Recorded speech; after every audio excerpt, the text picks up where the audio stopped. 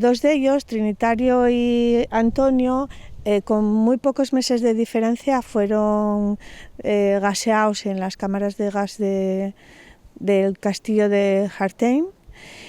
Y el tercero, que es José Manuel, no sabemos cuál fue su destino también, pero encontró la muerte en los campos de concentración. Bueno, pues emocionante y hermoso, porque es el fin de un ciclo que los trajimos a los tres de forma simbólica, porque no podíamos traerlos de otra manera, pero vuelven al pueblo donde salieron tres chavalinos a luchar por la libertad, por la democracia.